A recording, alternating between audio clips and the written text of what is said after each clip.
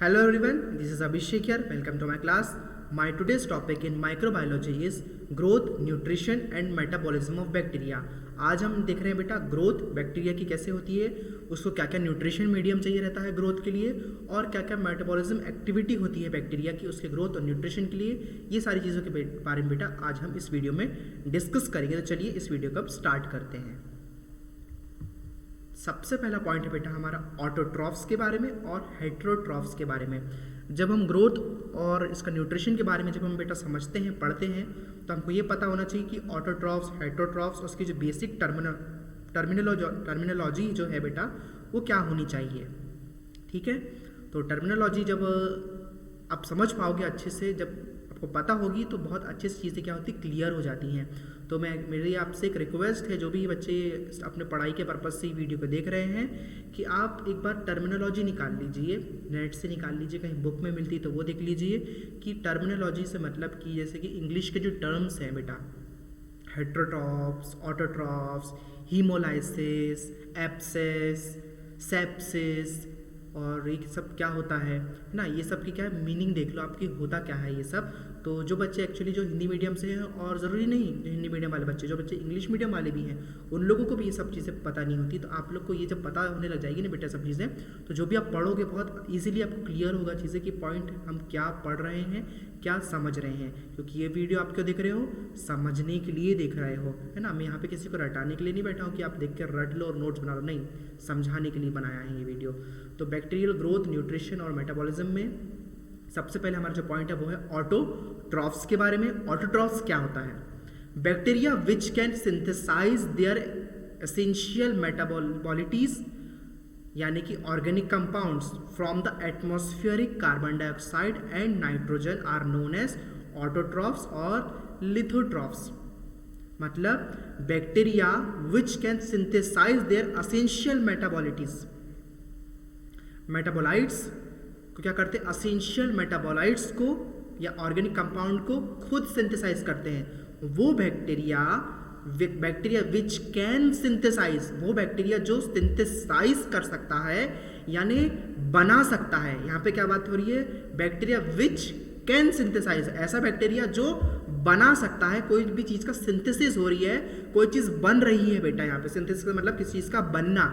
Bacteria which can synthesise, जो बना सकता है, देयर एसेंशियल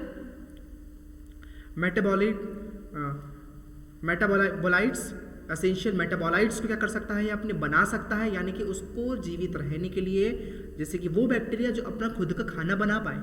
बात समझ में आ रही? अगर मैं आपको सिंपल भाषा में बताऊं, वो बैक्टीरिया जो अपना खुद का खाना बना पाए, वो आते हैं इस कैटेगरीज के अंदर, है ना। ऑटोट्रॉफ्स ऐसे बैक्टीरिया होते हैं, ऑटो यानी कि अपने आप खाना बना पाए, किसी ऐसे पर्टिकुलर माध्यम की जरूरत ना बने। Bacteria which can synthesise their essential metabolites, organic metabolites क्या होते हैं, ऑर्गेनिक कंपाउंड होते हैं। और बैक्टीरिया कैसे सिंथेसाइज कर पाएंगे अपने मेटाबोलाइट्स को, ऑर्गेनिक कंपाउंड्स को, from the atmospheric carbon dioxide and nitrogen. Atmosphere में जो कार्बन डाइऑक्साइड प्रेजेंट है, एटमॉस्फेयर में जो नाइट्रोजन प्रेजेंट है, उसको कंज्यूम करके, उसको लेकर बैक्टीरिया क्या करेगा, अपना खुद का एक ऑर्गेनिक कंपाउंड बनाएगा अपने वातावरण से लेकर, जिससे क्या करेगा, ये न्यूट्रिशन खुद को जीने के लिए क्या करेगा, खुद खाना बना रहा है और खुद खा रहा है ना। किसी चीज़ पर डिपेंड नहीं है ये कि इसको यही चीज़ होना तो ये अपना सिंथेसाइज कर पाएगा फूड मटेरियल्स को, है ना।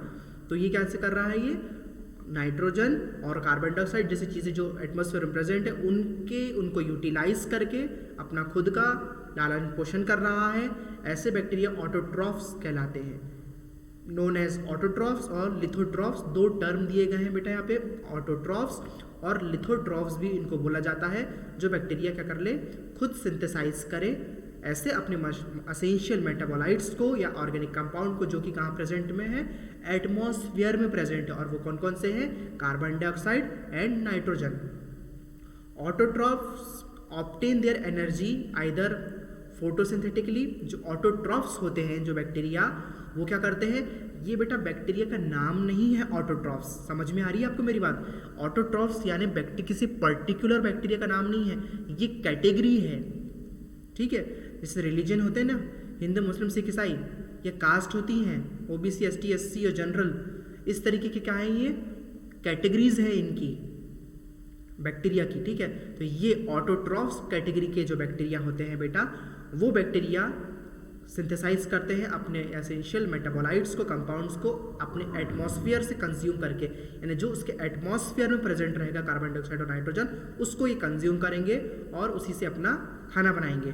Autotrophs obtain their energy either photosynthetically, autotrophs क्या करते हैं, ऑब्टेन करते हैं, प्राप्त करते हैं अपनी एनर्जी आइदर या तो फोटोसिंथेटिकली, फोटोसिंथेटिकली अगर करेंगे या तो फोटो लिथोट्रॉप्स, और जो फोटोसिंथेटिकली अपने खाने को यूज करते हैं, बनाते हैं, उनको बोलते हैं फोटोलिथोट्रॉप्स बोलते हैं, और फोटो ऑटोट्रॉप्स बोला जाता है इन बैक्टीरियाज को।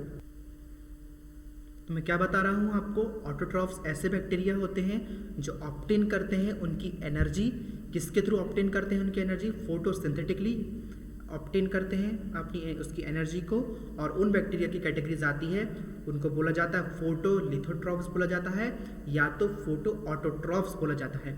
जो लिथोट्रॉफ और ऑटोट्रॉफ एक ही टर्म है बेटा, एक ही कैटेगरी है, तो आप दोनों लिख सकते हैं, और किसी भी नाम से अगर आपको क्वेश्चन आ जाए तो आप समझ जाना कि किस चीज़ को पूछा जा रहा है ना। लिथोट्रॉफ्स आ गया तो कंफ्यूज नहीं होना कि लिथोट्रॉफ्स अलग होता है, ऑटोट्रॉफ्स अलग होता है।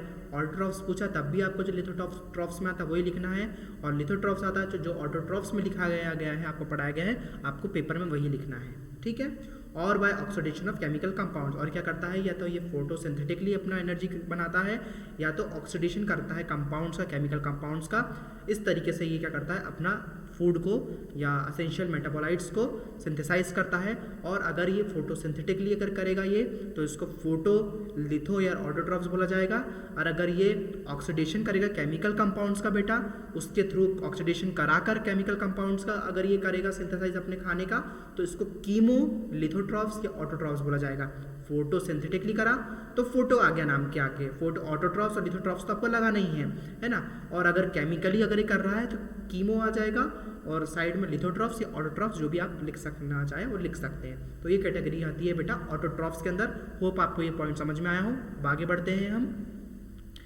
हेट्रोट्रॉफ्स, हेट्रो का मतलब ही होता है बेटा अलग, और ऑटो का मतलब ही होता है अपने आप।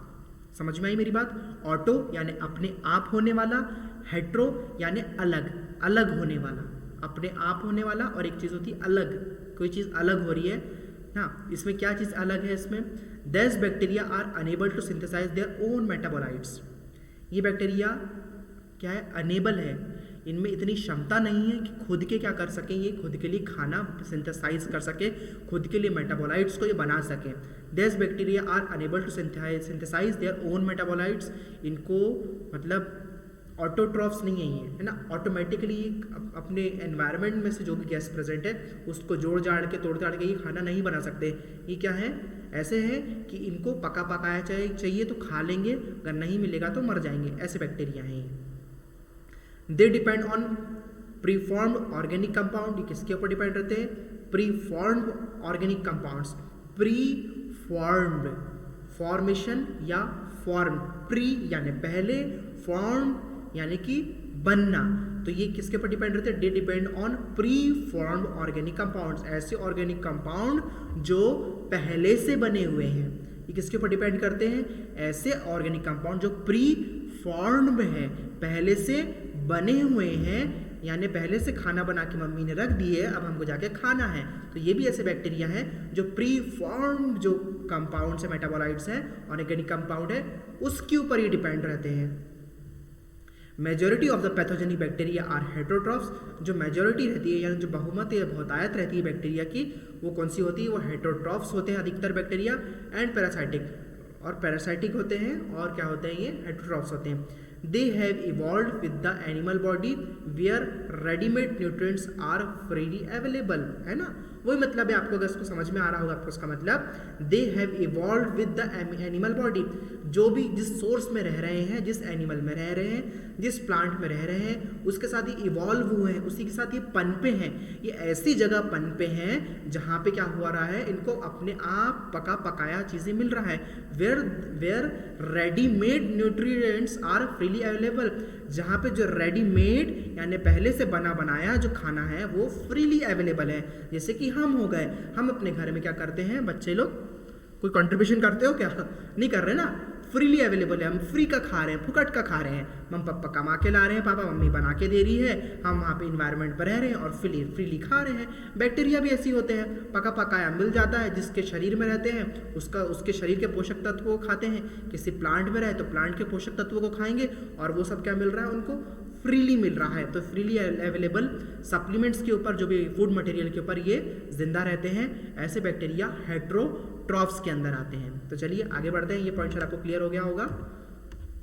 बैक्टीरियल ग्रोथ, अब बैक्टीरियल ग्रोथ होती कैसे है बेटा, ये समझेंगे अपन। बैक्टीरियल ग्रोथ यानी बैक्टीरिया कैसे ग्रो करता है और कैसे इसका डिवीजन होता है। तो बैक्टीरियल जो ग्रोथ होती है बेटा, इसका सबसे पहला पॉइंट है बैक्टीरियल सेल डिवीजन, कि इसके सेल का डिवीजन कैसे होता है, ये सबसे पहले डिपेंड करेगा इसके ग्रोथ के ऊपर। ठीक है, तो ये पढ़ेंगे, ये पॉइंट ध्यान से समझना। Bacteria divide by binary fusion, binary fusion के द्वारा यानी दो टुकड़ों में बट के क्या होता है, ये डिवाइड होता है, फ्यूजन हो रहा है। मैं आपको पहले भी, अगर जिसने मेरे वीडियो देखा होगा तो समझ जाएगा, फ्यूजन हो रहा है यहाँ पे बेटा, फ्यूजन नहीं हो रहा है। फ्यूजन यानी कि एक हिस्से का दो में बंटना, और फ्यूजन यानी कि दो हिस्सों का एक में मिल जाना, यानी दो पार्टिकल्स का आपस में जुड़ जाने को बोलते हैं फ्यूजन। फ्यूज हो गया है ये, और फ्यूजन यानी एक पार्टिकल का दो में बढ़ जाना, तो यहाँ पे हो रहा है फ्यूजन, है ना। मियोसिस माइटोसिस पढ़ा होगा ना, बस वैसी वाली सेम फंडा है इसमें। Bacteria divide by binary fusion, binary fusion की तरह डिवाइड होते हैं। When a bacterial cell reaches a critical mass, जब बैक्टीरियल सेल एक क्रिटिकल मास में, एक स्टेज में पहुंचता है, इन इट्स सेल्यूलर कंपोनेंट, उसके सेल्यूलर कंपोनेंट्स में जब बैक्टीरिया पहुंचता है, द सेल डिवीजन स्टार्ट, जब वो अपने पूरे एक कंप्लीट सेल बन जाता है, बैक्टीरिया एक सेल का अपने पूरे बॉडी का फॉर्मेशन करता है, तब उसका डिवीजन क्या होता है, स्टार्ट होता है।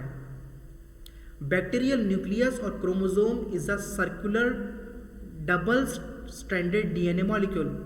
बैक्टीरियल न्यूक्लियस और क्रोमोसोम क्या होता है, सर्कुलर डबल और स्ट्रैंडेड डीएनए मॉलिक्यूल होता है इसमें।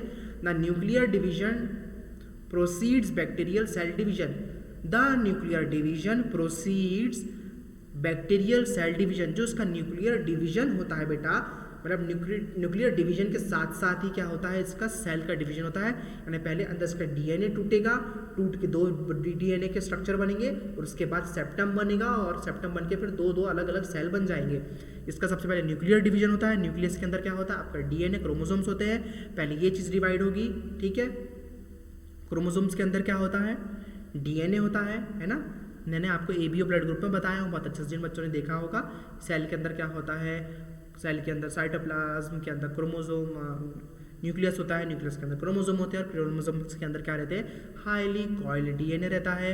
क्रोमोसोम्स के अंदर डीएनए डिवाइड होंगे, दो मॉलिक्यूल स्ट्रक्चर बनेगा, न्यूक्लियस डिवाइड होगा, और ऐसे मतलब बड़े छोटे से बड़ा डिवाइड होकर एक अलग सेल बन जाएगा। During replication the two strands of DNA are separated. Replication के दौरान, ड्यूरिंग रेप्लिकेशन यानी रेप्लिकेशन के दौरान, रेप्लिकेशन यानी कि इसका बनना, रेप्लिकेट होना, फिर से एक नया फॉर्म बनना। जैसे कि मेरे पास एक पेन मौजूद है, इसमें से एक नया पेन निकल के एक और रेप्लिकेट हुआ है, ये इसने एक अपना नया फॉर्म बनाया है। पहले एक था, अब एक से हो गया है ये दो। बैक्टीरिया एक था, बैक्टीरिया रेप्लिकेट हुआ, और रेप्लिकेट होकर इसका डीएनए एक बना, डीएनए टूटा, सेप्टम ने डिवाइड किया, अलग अलग सेल बॉडी हो गई इनकी, और ये बन गए दो बैक्टीरिया।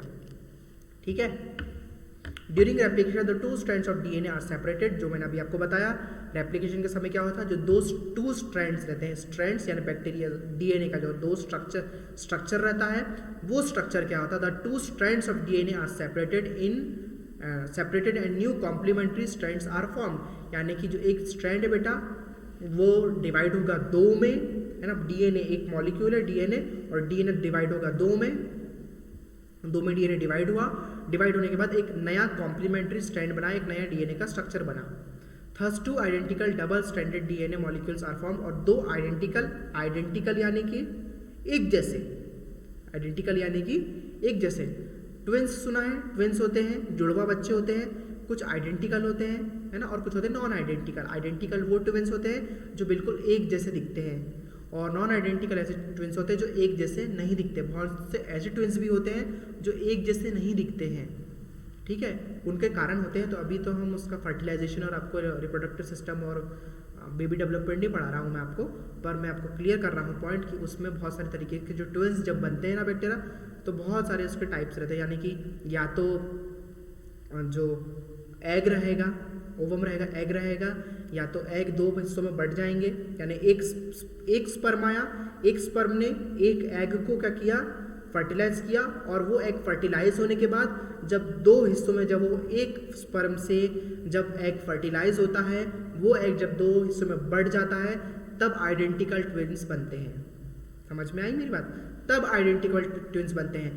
पर अगर एक ही एग को दो स्पर्म फर्टिलाइज कर देंगे कभी धोखे से, तब नॉन आइडेंटिकल ट्विंस बनते हैं, क्योंकि अलग अलग स्पर्म ने क्या किया है, इसको फर्टिलाइज किया है। इस तरीके से मेरा मतलब आपको आइडेंटिकल समझाने का मतलब ये था, आइडेंटिकल यानी कि एक जैसा। Thus two identical double stranded DNA molecules are form, यानी दो आइडेंटिकल यानी एक जैसे डीएनए मॉलिक्यूल्स फॉर्म होते हैं। The replicated DNA molecules are distributed to the two daughter cells, और जो रेप्लिकेटेड यानी जो बने हुए डीएनए मॉलिक्यूल्स डिस्ट्रीब्यूट होते हैं दो डॉटर सेल्स में, अलग अलग दो सेल्स बन जाती हैं ये। A transverse septum grows across the cell, cell के चारों तरफ बेटा एक वो बनता है, सेप्टम बनता है।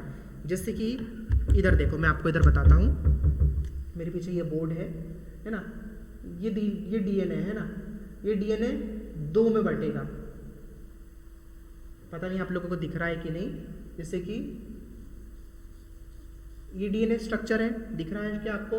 ये डीएनए स्ट्रक्चर है, ये डीएनए स्ट्रक्चर दो में डिवाइड होगा, और एक सेप्टम, जब पहले ये इस तरीके से रहेगा, है ना, सेल का पार्टीशन होगा तो इस तरीके से दिखेगा ये, पर जब फुली पार्टीशन हो जाएगा तो एक सेप्टम यानी बीच में से डिवाइड करने वाला एक जगह, वो क्या करेगी, इसको डिवाइड करेगी, और सेप्टम डिवाइड करके क्या करेगा, एक अलग अलग सेल का फॉर्मेशन करेगा। और जब अलग अलग सेल का फॉर्मेशन हो जाएगा तब क्या बनेंगे, अलग अलग मॉलिक्यूल्स बन जाएंगे डीएनए के। इस तरीके से क्या होता है, डीएनए का डिवीजन होता है बैक्टीरियल सेल के अंदर। इस तरीके से एक से दो बैक्टीरिया बनते हैं। समझ में आई बात मेरी आपको?